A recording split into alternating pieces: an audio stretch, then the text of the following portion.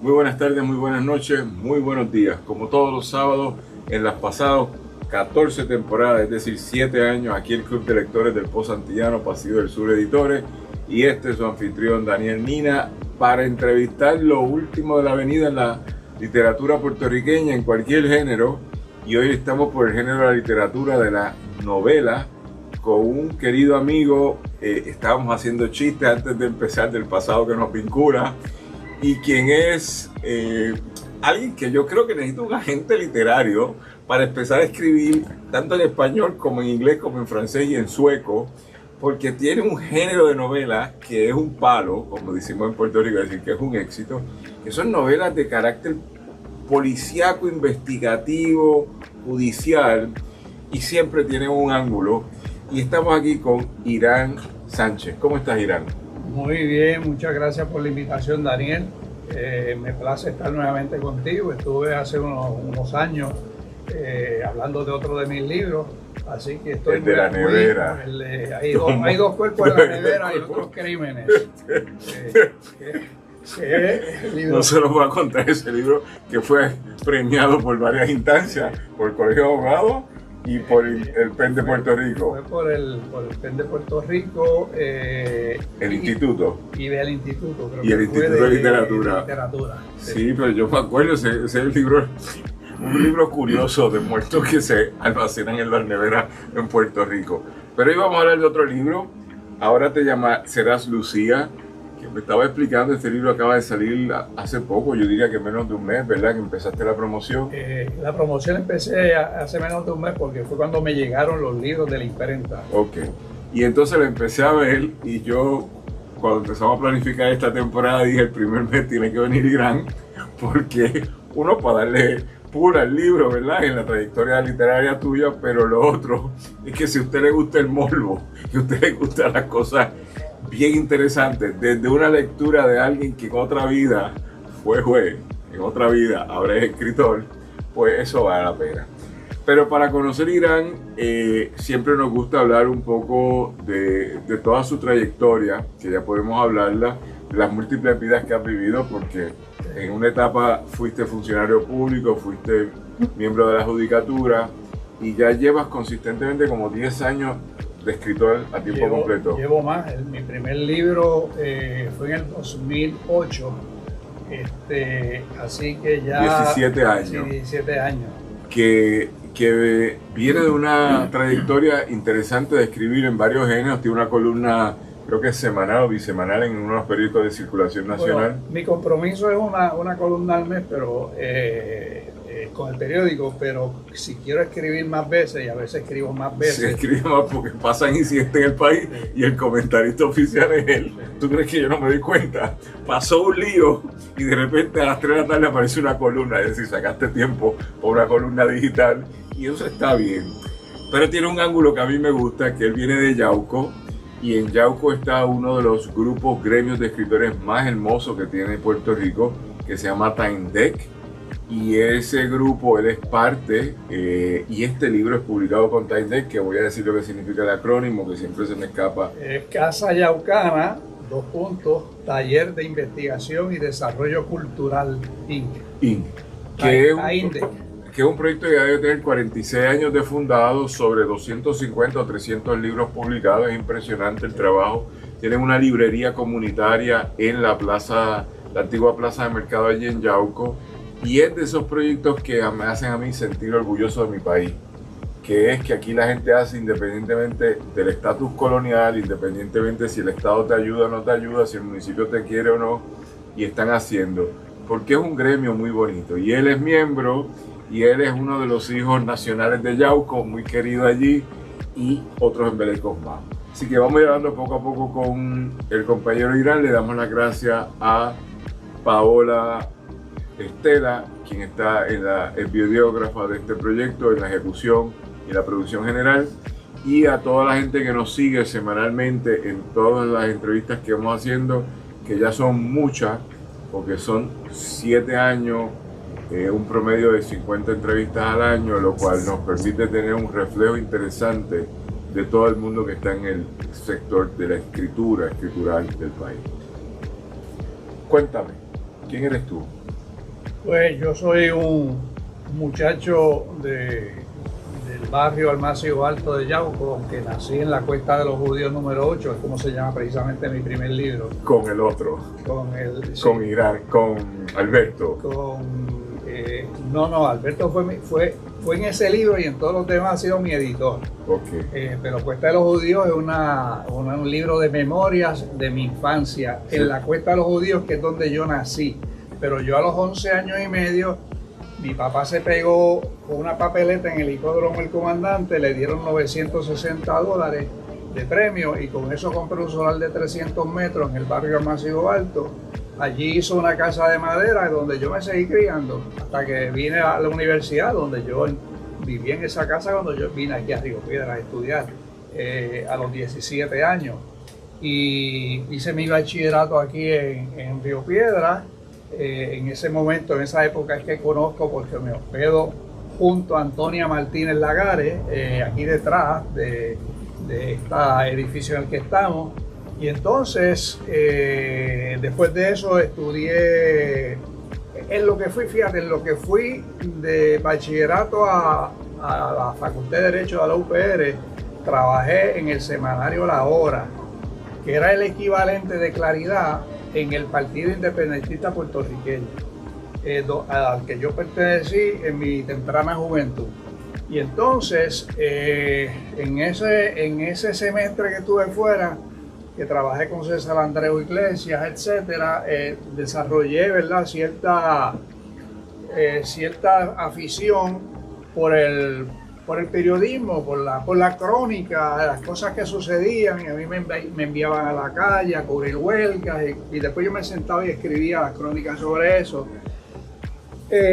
Una vez paso a la escuela de Derecho, porque me graduó de allí, salgo me reclutaron en los servicios legales de Filadelfia, pero me tocó el primer invierno, Daniel, y la primera nevada. Cuando yo me tiré a la calle, me fui de slide, me resbalé y me caí. Me había puesto unos zapatos de suela en vez de zapatos de goma. Y yo dije, esta nieve y esta cosa no está hecha para este jíbaro, así que regresé. En Yauco con un amigo me fui a una oficinita pequeña y estuve 6 meses hasta que volví y trabajé con un abogado que tenía oficina aquí detrás también, aquí mismo en esta urbanización. Finalmente después de él tuve 4 meses en Río Grande, y estando allí leyendo el periódico un día, vi que había un anuncio de que la oficina de administración de tribunales estaba buscando oficiales jurídicos para un nuevo instituto de estudios judiciales. Solicité y me cogieron. Esa es mi entrada al servicio público, porque era una oficina adscrita al Tribunal Supremo, y de allí el proyecto ese, recuerdo que duró 6 meses hasta que le suspendieron los fondos federales, y entonces de allí el juez presidente José Trias Monge, me reclutó para el instituto para el secretariado de la Conferencia Judicial en la misma sede del Tribunal Supremo, y me pusieron a trabajar en las nuevas reglas de procedimiento civil, las de 1979, no las de ahora. Trabajé en eso. Estando allí, por mi trabajo, me designaron a la nueva oficina de la directoría, o sea, me nombraron director de la Junta Examinadora de Aspirantes al ejercicio de la abogacía.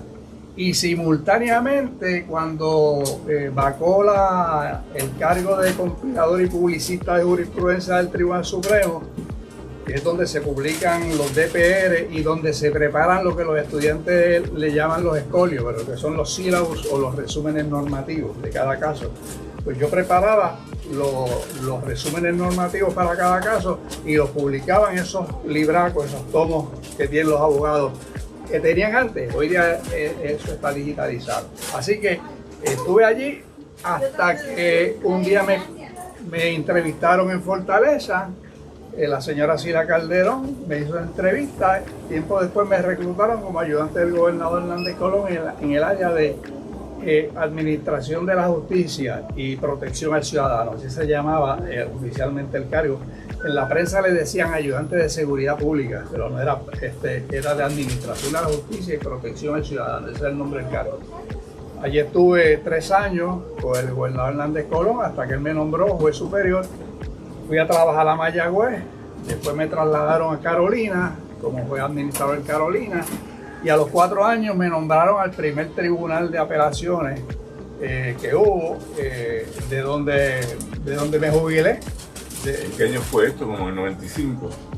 El primer tribunal de apelaciones lo crearon en el 92, poco antes de las elecciones del 92. El gobernador Rosselló cumplió la promesa de eliminarlo si él ganaba las elecciones y lo eliminó en el 93. Pero al año lo recreó con otro nombre, le cambió el nombre, en vez de Tribunal de Apelaciones le puso Tribunal de Circuito de Apelaciones. Y entonces vino y metió a su gente, a sus jueces.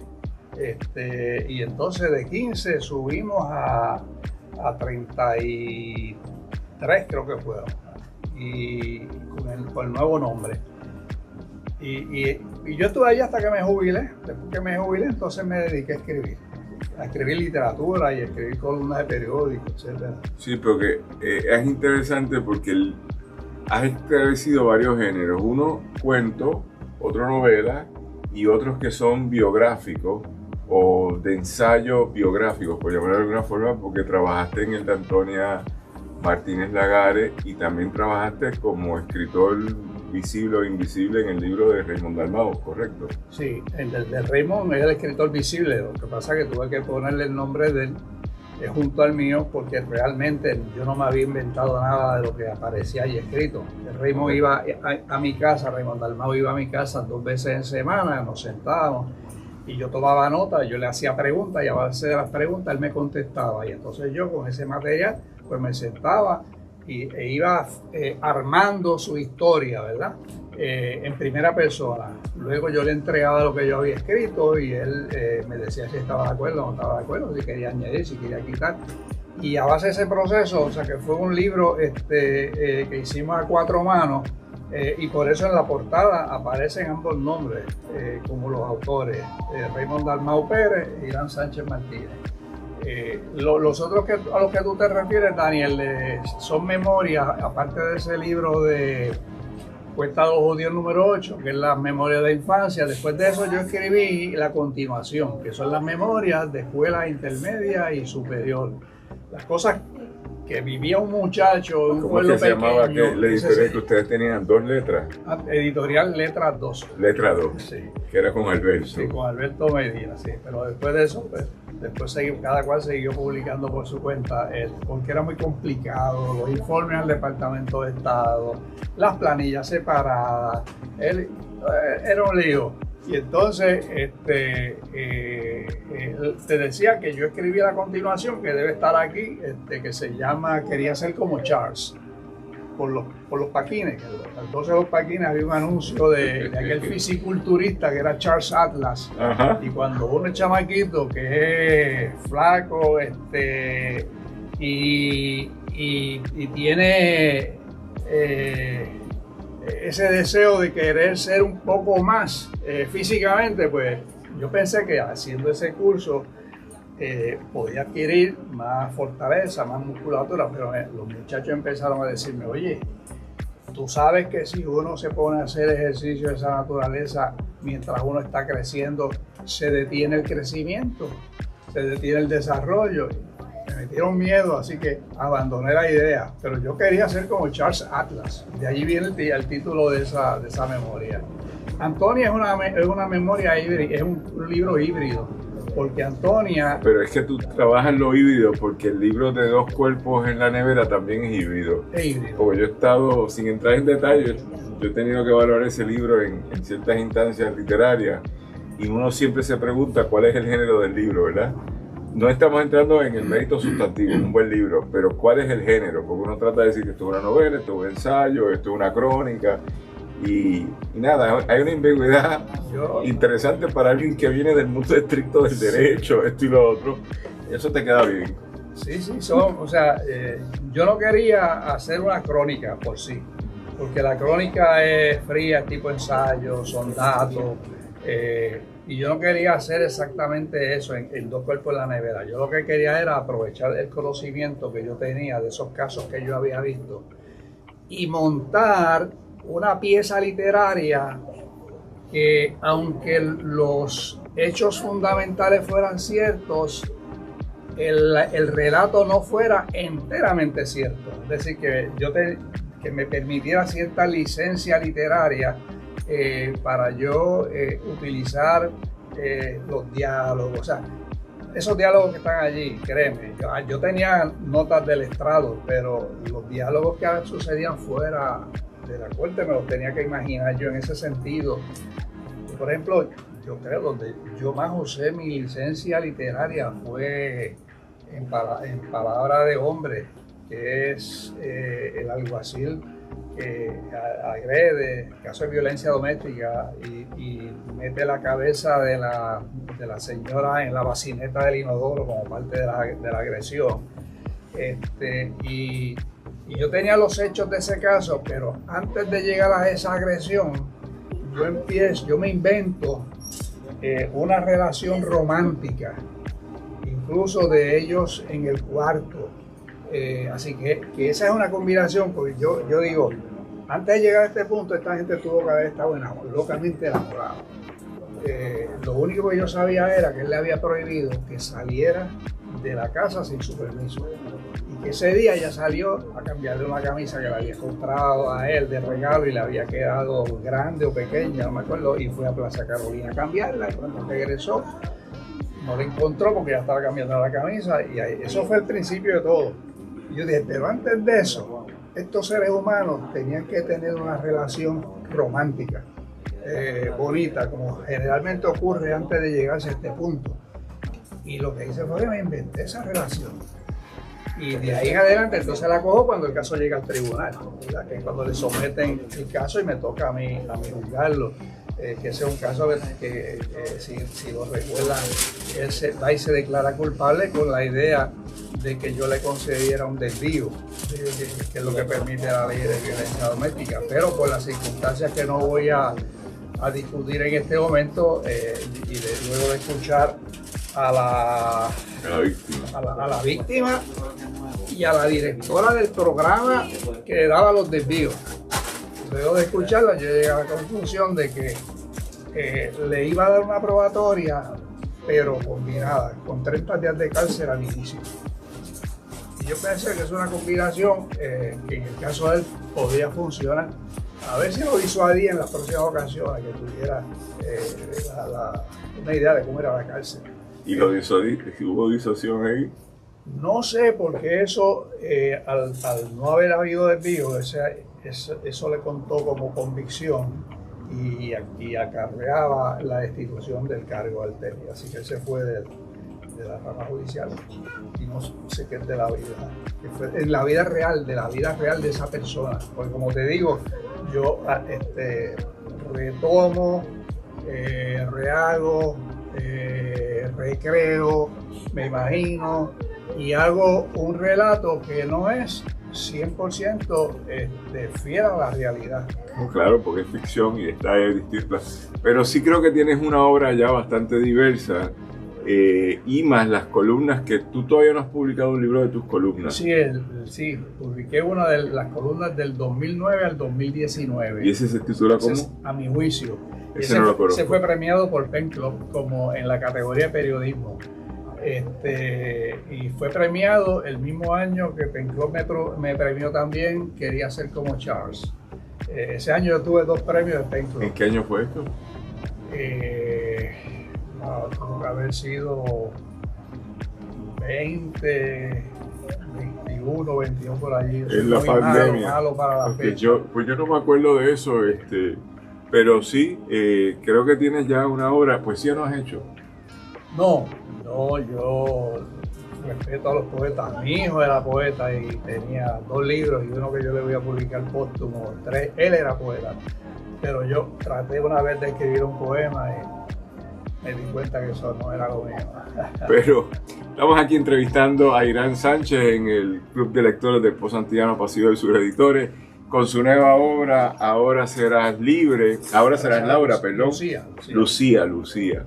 Y dentro de eso, examinando la trayectoria de Irán, que es chévere porque hemos estado juntos ya varias veces con distintos libros en distintos contextos, porque también participamos en los gremios de escritores, particularmente en el PEN de Puerto Rico, y en otros espacios donde los libros han sido evaluados en la literatura.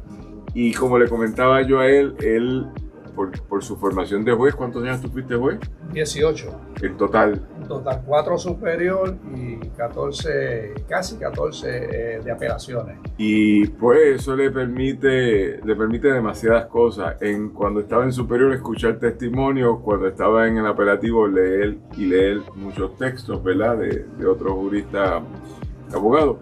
Pero te da un ojo, y lo interesante es que lleva ya 17 años dedicado a la escritura a tiempo completo, y eso para mí tiene mucho valor, porque sí puedo decir que te dedicas a escribir, sí, y estás en un ciclo como cada 9 meses sacando un libro, ¿verdad? O cada 8. Aproximadamente. Yo me puse la meta de tratar de sacar un libro anual. Sí. Ya tengo 14 libros, así que estoy corto, para ser anual estoy corto por 3 libros. Está bien, pero estamos bien, pero es un empuje chévere con distintos gremios de amigos, porque es muy amigo de Alberto Medina Carrero, sí, quien es uno de los editores queridos de este país, también escritor, pero tiene una virtud de ser editor, y entonces... Él es el editor de todos mis libros. Sí, yo sé, y hemos estado en el colegio en distintas comisiones por pasarlo bien, haciendo cosas allí. Ahora, yo creo que también es interesante sobre los libros que yo he leído tuyo, que he leído unos cuantos: el de La Nevera, el de Antonia, el de Raymond Dalmau, y hay otro más que yo leí tuyo. Dime otro nombre. Ató con cinta sus desnudos huesos. No, ese no. Ese es que de verdad, mano, es gore, esto es con macabro. Bueno, están los de cuento, que es el marido de su amante y otros cuentos. Y está Cuentos inveraces para ser creídos. Ese lo oí o leí algo de esa. Y está mi novela, una novela juvenil, La ciberimpostora, y entonces está la primera novela, ¿verdad?, para adultos, que es Casi siempre fue abril, que es la de la mujer con las piernas cruzadas deportada. Y entonces está, como te dije, después de eso saqué el libro de Antonia, el libro de Raymond Dalmau, está el que te mencioné, Quería ser como Charles, están las columnas del Nuevo Día, que es A mi juicio, y está Ató con cinta sus desnudos huesos, que a lo mejor no le has prestado mucha atención, pero eso es la historia. Cuando yo era chamaquito, tendría como 14 años, en una bellonera de allá de mi barrio, yo escuché esa canción del trío Los Condes, y yo dije, a mis 14 años, yo dije, me gustaría saber quién es la historia de estos dos individuos, de la mujer muerta y del individuo que coge los huesos de la mujer muerta y los ata para casarse con ella. Y yo dije, allí esto, ¿y quiénes eran esas personas? Y eso, andando los años, yo pergeñando, como decimos, qué historia yo puedo sacar. Finalmente saco una historia, que es la novela, que es donde descubrimos quiénes eran estas dos personas y por qué sucedió eso. Así que yo te diría, entre todas mis novelas, no es que sea mi favorita, pero es de los, creo yo, de mis libros favoritos, de los que he hecho. Naturalmente, Casi siempre fue abril, tiene, ¿verdad?, un significado adicional, porque está basado en la vida de mi esposa, porque mi esposa viene de un hogar de 5 hijas y un hijo, un varón, y de esos 6, 4 eran discapacitados mentales. Antes le decíamos retardados mentales, pero hoy día le dicen discapacitados mentales. Pues esa familia de discapacitados mentales, cuando yo llego a esa familia, que soy novio de ella, y me encuentro con esa situación familiar, yo dije, algún día yo voy a escribir o un cuento, o una novela, o una obra de teatro sobre la situación de cómo es vivir, criarse y desarrollarse como persona en un hogar donde conviven tantos discapacitados mentales juntos.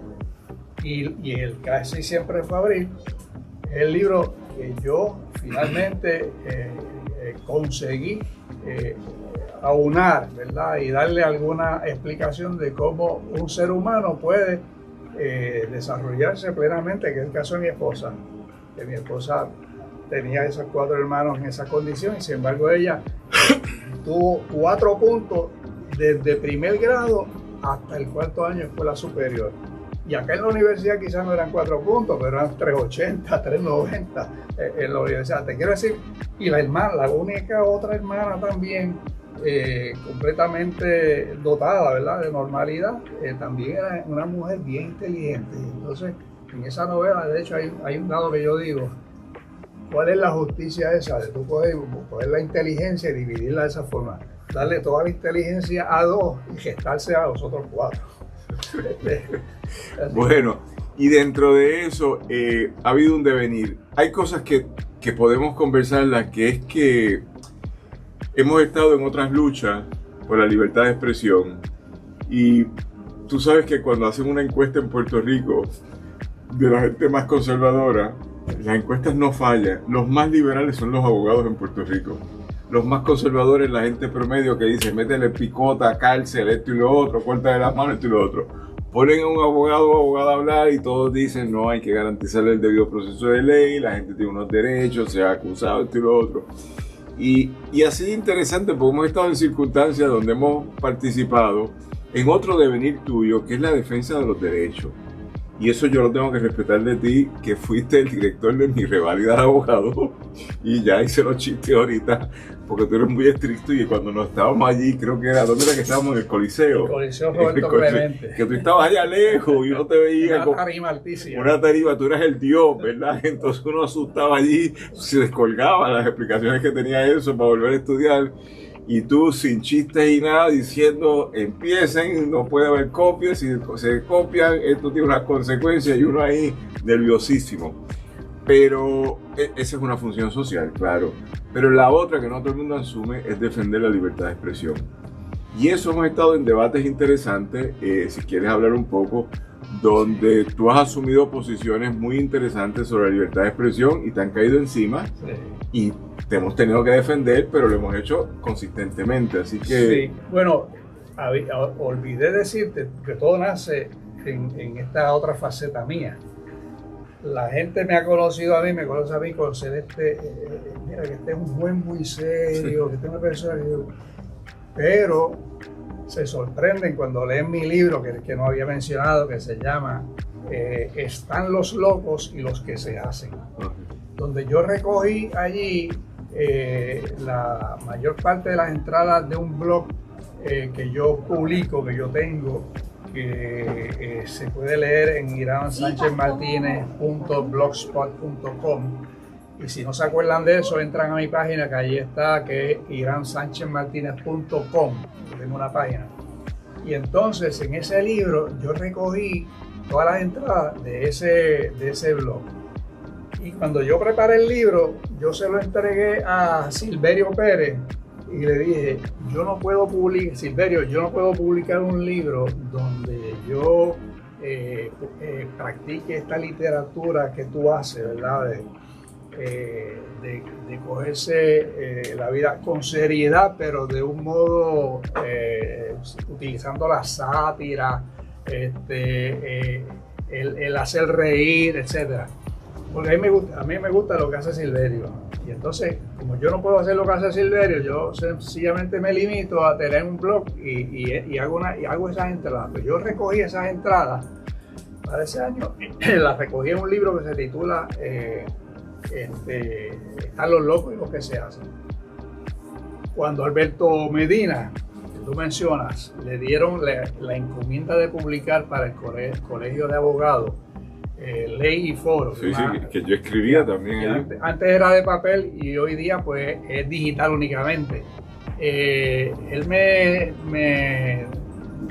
dedicó, o sea, me dijo que podía dedicar un espacio que se llamaba, creo que era Sanchismos, por mi apellido Sánchez, Sanchismos, donde yo escribiera para cada número, yo escribiera algo parecido a lo que yo publicaba Están los locos y los que se hacen, que era una crítica satírica a lo que yo quisiera. Y yo lo estuve haciendo hasta que un día se me ocurrió. Yo dije, adiós, espérate, este abogado se llama ahora, era el Colegio de Abogados. Después alguien allá en el Senado o donde fuera dijo, no, es que no es abogado nada más, es abogados y abogadas. Pero estábamos en el medio de esta disputa, de esta revolución entre comillas, de la inclusividad, del lenguaje inclusivo. Y yo dije, pero ven acá, ¿y por qué en el mismo viaje que hicieron para cambiarle abogados y abogadas no pusieron abogadas, abogados y abogades? ¿Por qué? Y entonces, o sencillamente Colegio de Abogados. Y yo escribí una entrada sobre eso y Alberto Medina lo incluyó en Ley y Foro, en mi espacio que se llama Sanchismos. ¿Para qué fue aquello, Daniel? Tú tienes historia. Los que proponían el lenguaje inclusivo se ofendieron porque pensaron que yo me estaba mofando de ellos, cuando realmente yo lo que hacía era una crítica. Ven acá, ¿por qué no le pusiste Colegio de Abogados, Abogadas y Abogados? O sencillamente, ¿por qué no le pusiste Colegio de Abogados? Y se acabó. O sea, yo lo que hacía era haciendo un cuestionamiento a mi modo de escribir, con el mismo estilo de sátira de Están los locos y los que se hacen. Y ya tú sabes que el presidente Manuel Quilinchini me censuró, eliminó la columna. El Nuevo Día, entonces empezó Mayra Montero defendiendo la posición del escritor, criticando que el Colegio de Abogados me hubiera censurado. Benjamín Torres escribió criticándome por yo haber hecho esa crítica del modo que la hice en ese. Así que aquello fue, pero afortunadamente el PEN Club me sacó la cara por mí. De hecho, el PEN Club una de las razones de su fundación era para defender la libertad de prensa. Y el PEN Club, afortunadamente, creo yo, que tuvo mucho que ver con que el Colegio de Abogados se retractara e incluyera nuevamente la columna. Así que hoy día, si la quieren ver, está en la página del Colegio de Abogados. Yo tuve que ver con eso, yo estaba presidiendo el PEN y se convirtió en un problema internacional. Cuando digo internacional, por poco el Kremlin interviene y Washington y las Naciones Unidas por algo que yo no voy a entrar en juicio. O sea, la libertad de expresión es libertad de expresión, y yo discrepo con Trump todos los días, pero él tiene un derecho a decir lo que le dé la gana, como lo tengo yo, y ahí yo tengo libertad. Y eso se manejó inteligente, porque por un lado el PEN asumió una posición de decir, mire, eso es el ejercicio del compañero, que en tus publicaciones no lo quieras publicar, pues censura. Hay que ser cuidadoso con la censura, ¿verdad? Yo mejor le digo a la gente, cuando en el periódico que yo digo, el Pozo Santillán, dice, mira, no coincide con la línea editorial, pero periódico 1, 2, 3, 4 te la van a publicar. Yo creo que debe ser publicada, porque yo digo que soy de izquierda y eso no va por ahí. Pero cuando yo vi lo tuyo, dije, bueno, ¿cuál es el problema? Pero después se creó una comisión en el Colegio de Abogados que yo participé, y mis recomendaciones al compañero presidente Quilinchini era, tú sabes, dale pichón, porque eso es algo ahí. La vida es de contexto, ¿verdad? Y no sé lo que pasó en ese momento, pero Aquí ha habido varios incidentes de censura. Uno fue ese contigo, otro fue con la compañera Tere Marichal, que también el PEN salió en su defensa, porque o sea, los sectores afines, cuando hay la línea de piquete, los que estamos de este lado, pues tienen distintos matices, y uno es que si no es como yo pienso, pues eres el enemigo, y no es así. Yo tengo diferencias contigo, coincido o discrepo, pero no por eso tengo una situación de distanciamiento contigo. Así que ese ejercicio fue interesante, tú fuiste muy digno, y como este es un país muy complicado, empezaron a hacer fuerza, y cuando los que crean contenido diario aquí toman una posición que dicen no, pues también en nosotros también empiezan a modificarse.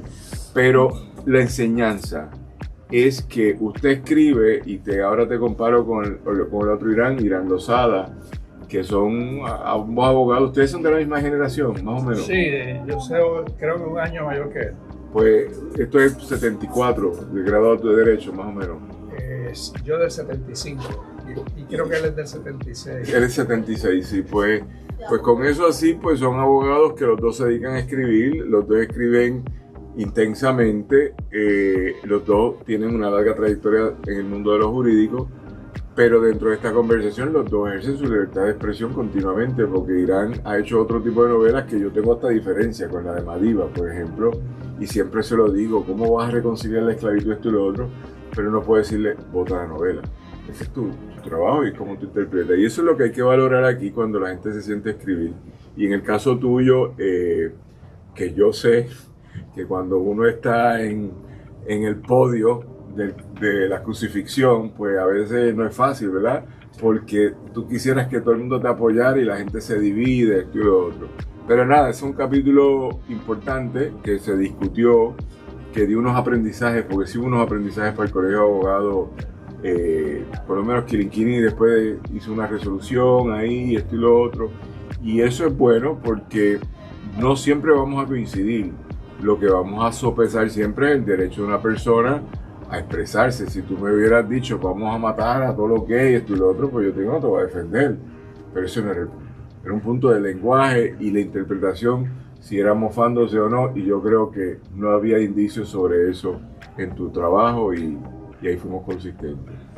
Eso nos lleva en este tiempo que tenemos con el compañero Irán Sánchez y discutiendo Ahora Serás Lucía, que me hables de esta novela, que yo cuando la vi, y todavía no la he leído, tengo que decirlo, yo dije, es sobre un personaje trans, pero ya me explicaste que no, porque me suena una película de Almodóvar, ¿te acuerdas? Aquel que le cambian el sexo al personaje, sí. No me acuerdo cómo se llamaba, que le hacen una operación en una clínica de esta paralela. Así que cuéntanos de Lucía. Bueno, el título por sí solo no tiene relación con la trama. El título sale de una expresión que utiliza el criminal, porque esta es una historia donde se investiga un crimen serial, de hecho cuatro violaciones seriales por un mismo individuo, y lo que pasa es que el violador le dicen ya desde el primer capítulo, le dice, ¿cómo tú te llamas? De tal forma, no, pues ahora no te vas a llamar así, ahora serás Lucía. Y de en adelante él se refiere a ella como Lucía. Y las otras que viola lo mismo, o sea, él en términos de su psiquis, él está pensando, o él está queriendo violar a Lucía, a la misma persona, pero que sabemos que son 4. En la novela el lector va a averiguar quiénes son esas 4, qué relación tienen, porque están relacionadas, qué relación tienen y por qué él las viola a ellas 4. No son a otras 4, sino son esas 4 específicamente. Y en la novela se descubre por qué es que son, porque él no se dedica a violar. Aparte de estas 4 violaciones, este es el único crimen que le conocemos y que sabemos que él ha cometido y que probablemente cometerá jamás. Se limitó a eso, y la novela le va a revelar al lector por qué él hizo eso, ese acto de violación. Pero lo más fundamental, incluso para añadirle sazón, es que él no se conforma con violar a esas 4 mujeres, sino que él se asegura de violarlas frente a sus maridos o compañeros o novios o lo que sea, la relación que estén esas mujeres. Los ata a una silla y los obliga a mirar mientras él viola a la mujer. Entonces, ¿qué pasa? La primera violación ocurre en el primer capítulo, o sea que ya el lector desde el primer capítulo sabe cuál es el modus operandi de él y cómo o por qué traen de la división de homicidio a delitos sexuales, que es quien investiga estas violaciones, por qué traen entonces a uno de homicidio a investigar un delito sexual, que forma parte también de la trama. Lo otro es que no tienen ninguna pista, absolutamente ninguna, cuando entras. Lo único que se sabe, porque también sale en el primer capítulo, no estoy arruinando la lectura a nadie, desde el primer capítulo sabe que ella identifica al perpetrador como una persona que tiene un tatuaje chino o japonés o coreano, lo que sea. Ella no puede identificar lo que es, pero es un tatuaje oriental en la espalda alta. Así que aparte de la descripción que ella da, porque la única medida de precaución que tuvo el perpetrador fue ponerse una mascarilla de las del COVID-19, esta azul clarito. Y eso es lo único que lo cubre a él. Por lo demás, ellas pueden describirle a la policía quién era. Y como desde el primer capítulo lo digo, no estoy arribando la lectura a nadie, él se bañó con ella y ella le vio el tatuaje en la espalda. Así que Pero él nunca se tapaba la cara. Con esta mascarilla. Lo único que usaba la mascarilla del COVID-19. Era lo único que él usaba, porque tampoco usó guantes, él dejaba huellas. Pero a la policía no le servía de nada las huellas, porque como buscaban las huellas y no aparecían en el sistema, no había forma de identificarlo. Así que la novela es un trabajo policíaco, la primera parte, hasta que en algún momento, aquí sí que estaría arruinando la lectura.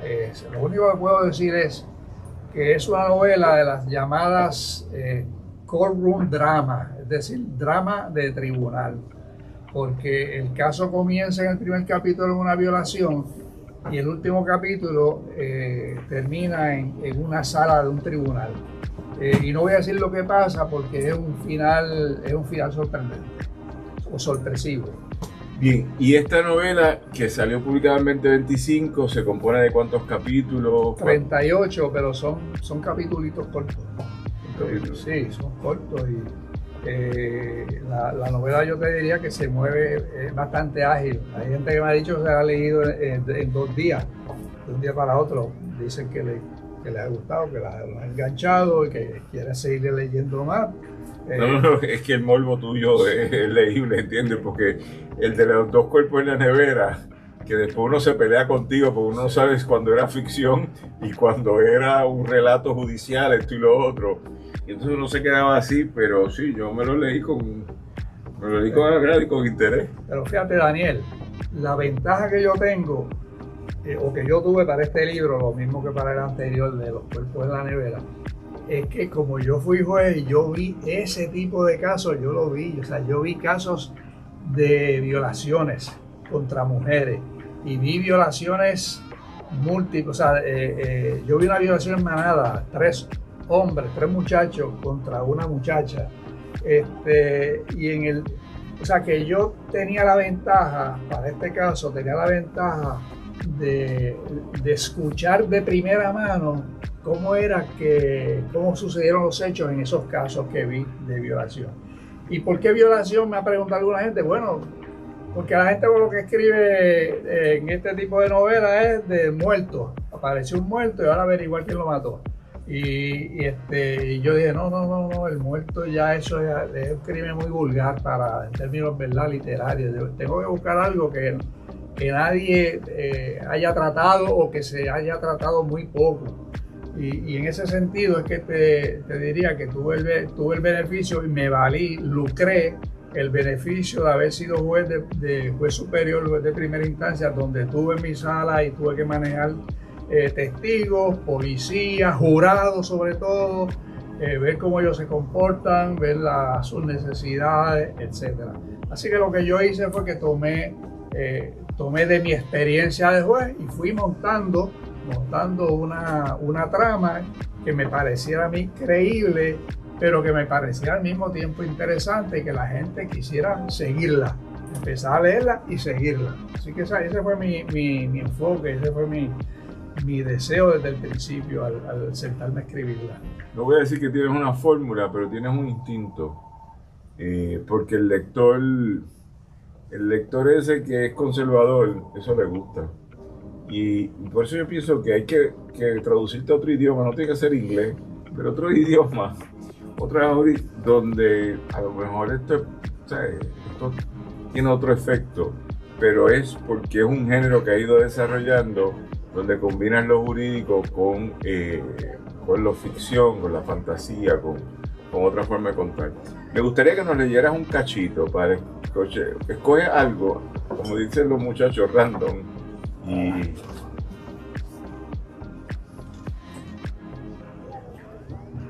estamos aquí, ahora serás Lucía, de Irán Sánchez.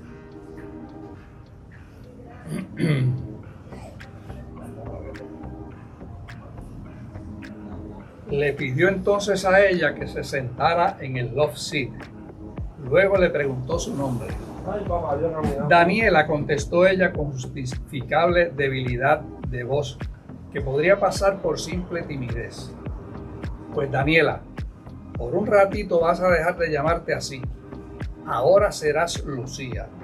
Y señalando la puerta del baño, le dijo, vamos a la ducha. ¿Se ve algo más? No, esto es fuerte, no me digas. Esto es un psycho. No temas, Lucía, solo quiero que nos bañemos. Nadie va a la cama estando sucio. Y más adelante. Esto es un testimonio. Esto fue. Él es el perpetrador. Okay. Sí, parece que.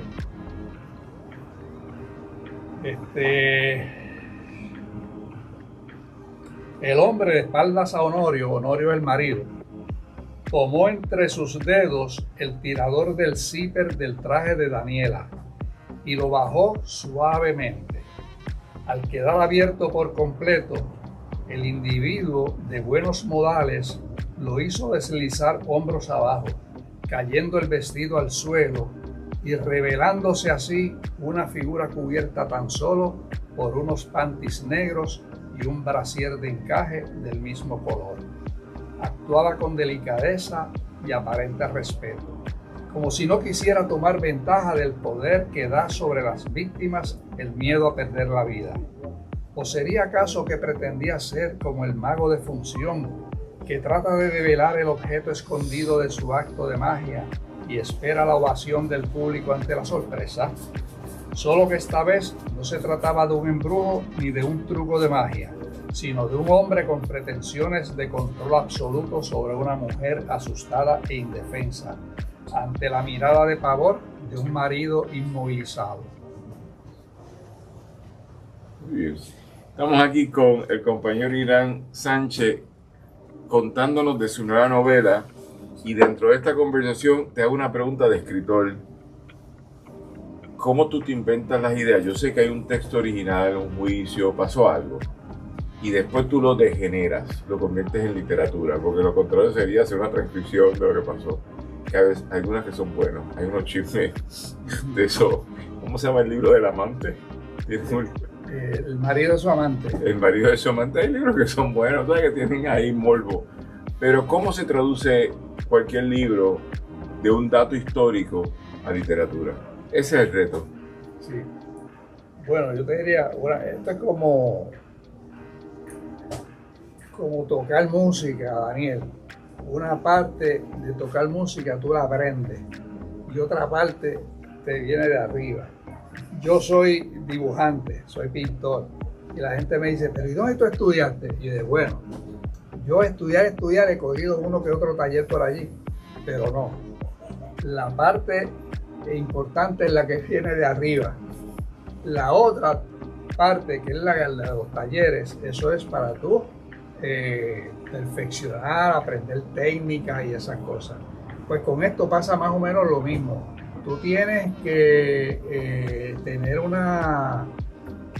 tienes que tener algo de base, que es a lo que tú te refieres, que puede ser una transcripción. Y la otra cosa es la de tú sentarte y ver. La pregunta que yo me hago, Daniel, fíjate, ahora que me haces esa pregunta, te puedo decir, yo siempre trato de contestarme cuando escribo la siguiente pregunta. ¿Qué le gustaría leer a la gente? ¿Qué es lo que le gustaría ver aquí al llegar a esto? Porque hay lecturas.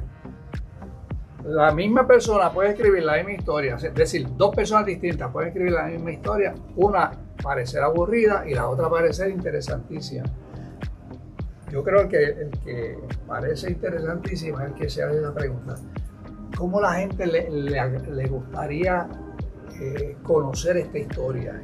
Que se la cuenten cómo. Es decir, no es lo que cuentas, sino cómo lo cuentas. Yo estoy continuamente tratando de ver la forma de que como yo lo cuente, sea atractivo al lector. Sí, yo estoy pensando continuamente en el lector. Ok, pero sin renunciar a tu independencia escritural, no, que es decir lo que tú quieres decir. No, y eso ha sido consistente, por lo contrario, no hubiese hecho la columna aquella que te provocó una confusión editorial con otros sectores aquí. Porque lo contrario estaríamos renunciando de no voy a decir cosas, y yo creo que uno tiene distintos sombreros, ¿verdad? Una cosa es escribir en un diario de circulación general, sea digital o en papel, diariamente, que uno quiere entrar allí porque hay otro editor y si tú te vas mucho por una ruta opuesta, no te invitan a escribir. Pero otra cosa es tu novela. Y tu novela publicada por ti o publicada por los compañeros de Time Deck, que no va a un comité de censura, porque si fuera no te publicarían. Y dentro de esa conversación tú sentiste que vas a decir lo que tú piensas sobre un evento. Porque aunque no es parte de esta conversación, yo no sé si hace años tú y yo habíamos estado juntos, cuando hacíamos otra pregunta, estábamos en las librerías de Luis Negrón en Santurce, que él estaba en el antiguo edificio de Clubman, y uno siempre le preguntaba a la gente, ¿cuál es tu ideología política como escritor, esto y lo otro? Y es una pregunta muy complicada, ¿verdad? Porque sí todos tenemos ideología, pero lo que yo creo que yo quería preguntarle era, tú tomas un riesgo de decir todas las cosas sin filtro, o sea, literalmente hablando sin filtro, y uno se va, con el pasar del tiempo, uno va modificándose. Yo creo que el único bueno, hay dos personas, María Arrillaga y Alberto Moravia. María Arrillaga, poeta local, que escribió un libro a casi a los 80 años, erótico, que me parece extraordinario. Es como ensimismada el nombre, no me acuerdo. Y el otro, el de Moravia, creo que es El viaje a Roma, que es un libro, o sea, él, al final de su vida él escribía libros eróticos. Y tú decís, ¿de dónde sale esto, verdad? Porque usted está al final de la vida, bueno, de buenas ideas, ¿entiendes? Y no es que escribo para complacer, escribo porque quiero decir unas cosas. Así que esta pregunta es media cargada, pero sí es interesante, sobre todo porque tú tienes un texto.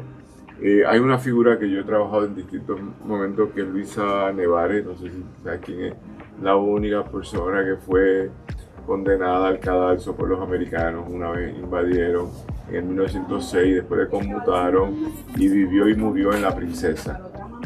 Era la única mujer en La Princesa presa que vivió allí porque la dieron por loca y la dejaron allí hasta que se murió. Y dentro de esa conversación yo la he recreado de distintas formas, pero el hecho histórico es un DPR de 1906, que la condenan por haber asesinado a su hija. Ese es el hecho histórico, pero me parecía aburridísimo hablar de eso. Me parece más interesante que yo la he convertido en una heroína nacional y la he puesto a ser contestataria en distintos proyectos literarios que he hecho para cuestionar el estado de las cosas, para modificar el estado de las cosas. Pero ella es un dato histórico de un amigo que debe ser común también contigo, José Enrique Ayoria Santalí, que después hicieron un movimiento para conmutarle la pena, porque la pena era terrible, pero las personas que tenían problemas de facultades mentales y la condenan a la pena de muerte. O sea, entonces, ¿qué uno hace con el dato histórico y cómo uno lo convierte en literatura? Estamos ya al final de esto. Yo sé que estás ahora en el tour de tu nuevo libro, promoviéndolo y estás mercadeándolo en distintos formatos y vienen presentaciones. Mañana lo presento en el Candil a las 2:30 de la tarde. Mañana domingo 7 de septiembre, 2 de la tarde en el Candil en Ponce. Así que esperamos que nuestras amistades ponceñas te vayan a ver y las de Yauco también, porque eso es hay que tener una piedra y se llega al uno al otro. ¿Cuáles son tus nuevos proyectos? No, en este momento estoy trabajando en el tercer libro de poesía de mi hijo fallecido. Va a ser un libro póstumo. Y después de eso regresaré a mi proyecto. Tengo una novela como una tercera parte escrita, pero de estas ocasiones en que uno no encuentra cómo seguir. Estoy esperando que llegue el momento de continuarla. Yo escribo todos los días, pero no escribo todos los días sobre todas las cosas, sino que yo escojo sobre lo que escribo. Bueno, pues con esa nota vamos a despedirnos. Le damos las gracias a Irán Sánchez por haber estado compartiendo con nosotros hoy, a su nuevo libro Ahora serás Lucía, a toda su obra. Siempre agradecido de que sigas mutando la vida, ¿verdad? Ahora estamos de escritor, sabrás si en la próxima vida eres cineasta o teatrero y continuar. Le damos las gracias a Paola Estela en la producción general de este evento y a toda la gente que nos sigue a nombre del Post de Antillano y el Pasillo del Sur Editores. Le damos las gracias y nos despedimos hasta la semana que viene. Seguimos en este ejercicio de avalar la literatura puertorriqueña, discutirla y que ustedes se interesen. Lean este libro disponible aquí en la librería Norberto González de Río Piedra y también de Plaza Las Américas. Será hasta entonces. Muchas gracias.